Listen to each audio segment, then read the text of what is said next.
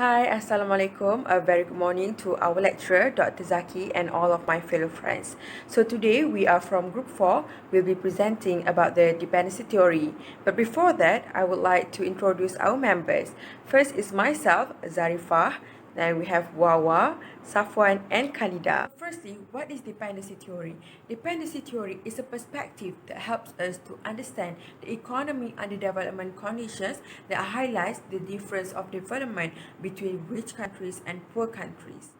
Dependency theory is closely related to Marxism because Marxism also sees globalization as the cause for the land speculation, labor exploitation, and also the cheap natural resources that the rich countries exploit. They also believe that the richer the countries, the more developed the rich countries, the more underdeveloped the poor countries because more exploitation occurs. So that cause the rich countries become richer and the poor countries become poorer. However, this theory, dependency theory, started to disappear since the early of 1990s after the collapse of communism. Now, I would like to explain about one of the key assumptions of dependency theory, which is interaction between core country and peripheral country. Before I started to explain about the interaction of those countries, I would like to explain the definition of core country and peripheral country. Core country are the industrialized capitalist country on which periphery country and semi-periphery country depend. However, peripheral country are the country that usually receive disproportionately small share of global wealth. Now, we move on to the interaction between core country and peripheral country. The first point is relationship between core and peripheral country are asymmetric. It means that the flow of power and also control is from the core country to the peripheral country. The second point is political and economy of the core country impacted to the peripheral country. Means that political and economy event in the core country have a huge impact to the peripheral country. However, the peripheral country political and economic event doesn't give a impact to the core country. The third point is the world political and economic system is interaction among core country to the people and between the core country to the peripheral country. Another key assumption of the dependency theory is that it emphasizes about the exploitation of the rich countries on the poor countries. Andre Gunder Frank, 1971, argues that developing nations have failed to develop because of the developed West or rich countries has systematically underdeveloping the poor peripheral countries and keeping them in state of dependency. This means that the nature of the global economy are systematically biased and exploiting the developing or peripheral countries. Immanuel Wallenstein proposed that core countries are dominant capitalist countries that exploit peripheral countries for labor and raw materials. It's true that the rich countries make more efficient use of resource in their own countries because of the technology advance, but they also increasingly exploit the resource of the poor nation in form of raw materials. Typically, the underdeveloped countries offer cheap labor and raw material to the world market. These resources are sold to the advanced economies, which has the means to transform into finished goods, and then underdeveloped countries end up purchasing the finished product at higher price. As the result, the flow of money from the poor countries to the rich countries increase, meanwhile it decreases in the other way. This makes the poor nation harder to find their way out from the poverty and keeping them in state of dependency. Next, my group member Safwan will explain about the next point. Next dependency assumption are cut-off interactions. This assumption is proposed by Raoul Burbidge. So mostly, in these assumptions, they focus on third country that must cut off their ties with the capitalist world market. Why this happen? It is because it enables them to fulfill control over their resources and labor. So with this, the rich countries cannot easily exploit the poor country. Okay, so next I will pass to my friend to explain about the factor that contribute to the success of the Asian tiger. Now, I will describe about driving factors that cause the development of the ASEAN Tigers countries. First thing first, ASEAN Tigers consists of four countries which are Singapore, Taiwan, South Korea, and Hong Kong.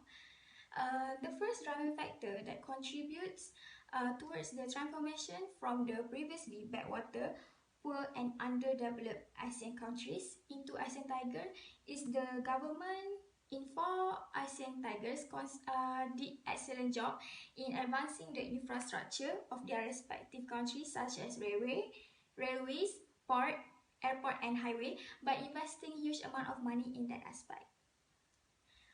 The infrastructure investment can boost the economic growth of these countries in the long term of economy activities, capacity and labor productivity. It can also contribute to economic growth by reducing the cost of production and transportation of goods and service in the short term. Building or upgrading transport or energy networks can boost demand through increased construction activity and employment. In the long term, infrastructure investment can boost economic growth by increasing the potential supply capacity of an economy in terms of quantity of labor available and the amount of output that workers can produce. To illustrate this, improving transport facilities could make workers more mobile so it can increase labor productivity. For example, Hong Kong is a convenient and a modern world-class city that able to compete globally. This is because of the development of ports, airports, railway, highway and new towns have improved the structure of the urban environment, making it more conducive for the economic activity. As the result, GDP of Hong Kong grew at average 5.6% annually in the period of 1976 to 1996. Next, Safwan will explain more about the next point. Okay, now we will look at the next subtopic, which is political security and stability. So in this subtopic, we will describe about the democratic system, law and order, as well as the leadership. In the democratic system, most of the country form an elections where it give a right to the people to vote or to choose their leaders. With this, the government fulfill their needs. Not only that, they also cooperate and give full support to the government to develop the countries. About the leadership, it based on the quality of the leaders. So, most of the leaders in Asian country have a good qualities. And this made more foreign investment came to the country and invest. With this, it increased the GDP as well as improved their development. For example, we can take Lee Kuan Yew as a representative of Singapore leader that show a good leaderships in the countries. Regarding the law and order, we can see that how effective that the law help in maintaining the stability of Asian tiger. At the same time, we also can see how it prevent the Asian tiger from any conflict happen at the countries. One of the reasons why Asian tigers is developed is because of the education, because their government focus on improving the national education system and also the vocational training. It is because they believe that good education will produce a high-skilled labor. So as you guys can see in the slide, there are three initiatives that they focus on. Firstly is the research and development programs. Their government really care, really focus on funding more the R&D programs because they want to make sure they want to prepare the people to become researchers to improve on their technology. For example, technology. There are so many other industries that always need to be improved, such as the food industry, the export industries, the technology industries, the communication industries, which takes a lot, which needs a lot of research and development.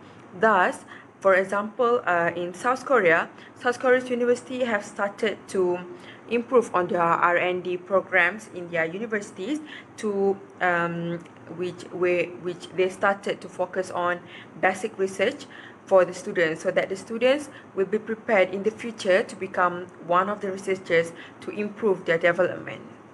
Next is vocational and work training.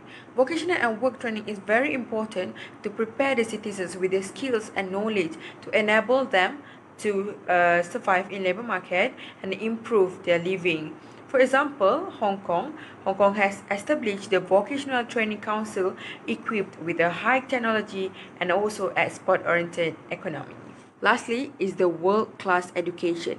Not only they focus on research development and also vocational training, but they also make sure the curriculum they implement in the school is the world-class education policy. It is proven Asian Tigers have produced many top scorers measured by the international assessment such as PISA. And also, China has allocated 15% of the national budget to invest on the education and science sector. Besides, Singapore's education is more progressive and looking forward kind to make sure that their development is always up to date. Now, I would like to explain about the good working culture that ASEAN Tiger countries implemented in their working life. Firstly, is about group-centered. This is using the traditional value cooperation among group members to maintain group harmony. Means that this collectivist culture has preference to work together and share rewards together, striving individual recognition, sharing responsibility, helping each other, and also learning from each other. Secondly, is a qualified workers with a good educational background and also experiences. This culture is quality of a human resource that can be influenced for the developing of their country. Thirdly, is a professional workers with a good attitude and manners. It means that how the workers treat their colleague and also with their attitude, and also how the worker dress there with the formal clothes to look more professional. Now, I will explain about the driving factors of African countries stay underdeveloped. The first driving factors that cause African countries stay underdeveloped is due to the inefficient, ineffective, and corrupted government in managing the countries. African countries such as Somalia, Central African Republic, and Burundi have poor governance that lead to poor economic growth, and it is manifest through corruption, failure of institution, and lack of investment. In terms of corruption, in many African countries, corruption takes place as a rule based on this for decisions. That is, public officials influence the economic decisions in the entire society.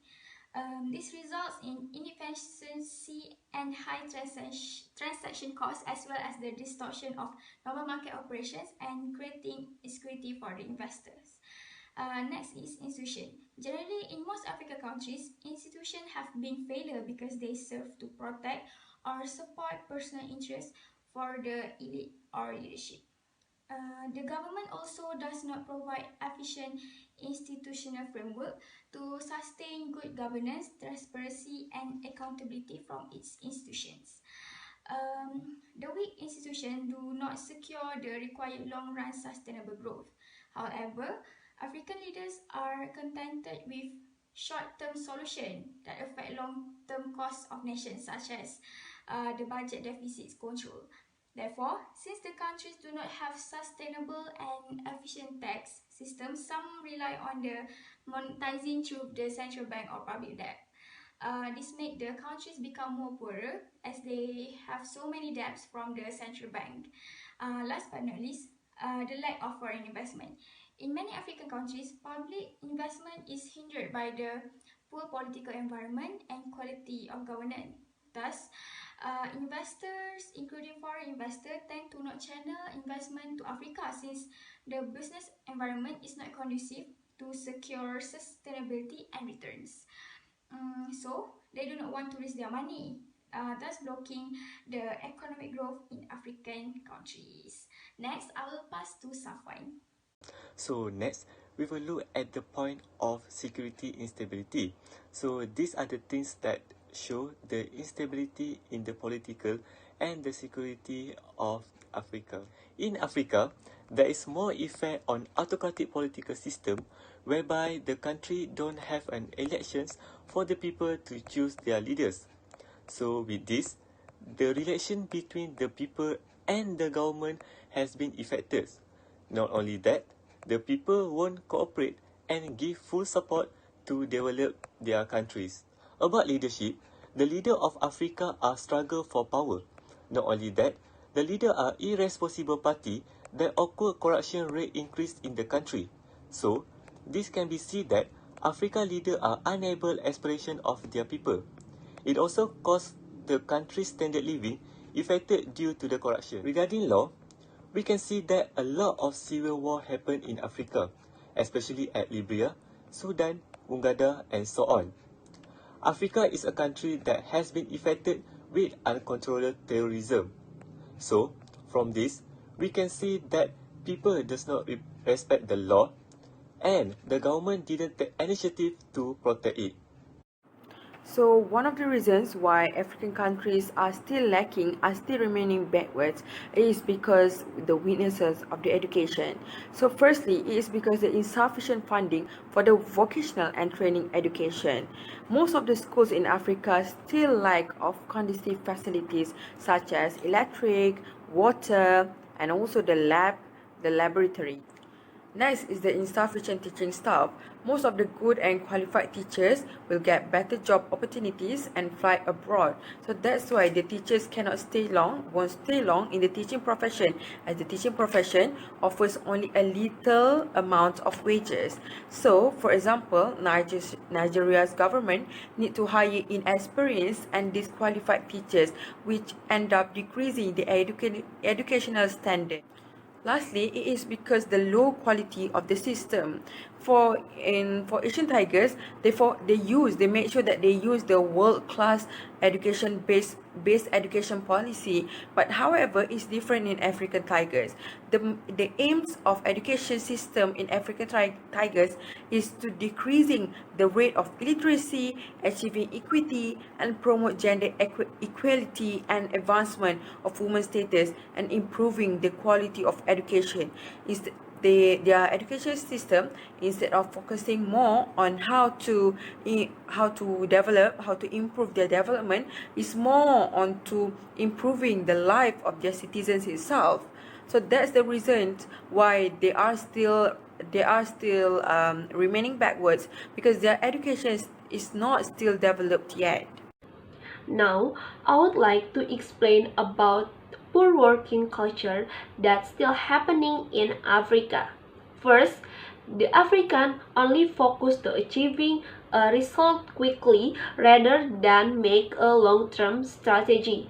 Means that Africans choose to get a quick result with a bit preparation rather to achieve a long-term strategy with the good preparation. Secondly, the Africa do not have a comprehensive understanding of workplace health and safety system.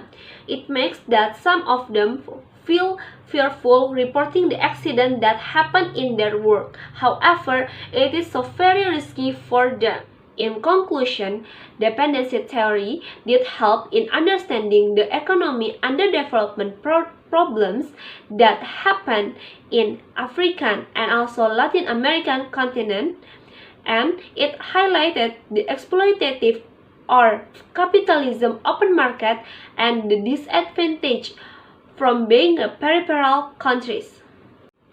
However, the dependency theory became less relevant as the globalization takes part. The rise of Asian tiger countries has affirmed the irrelevancy of this theory.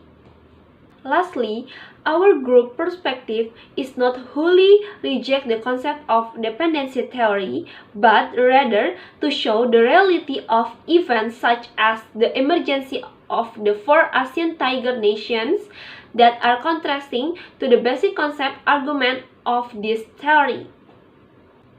That's all the explanation of dependency theory from our group. Thank you.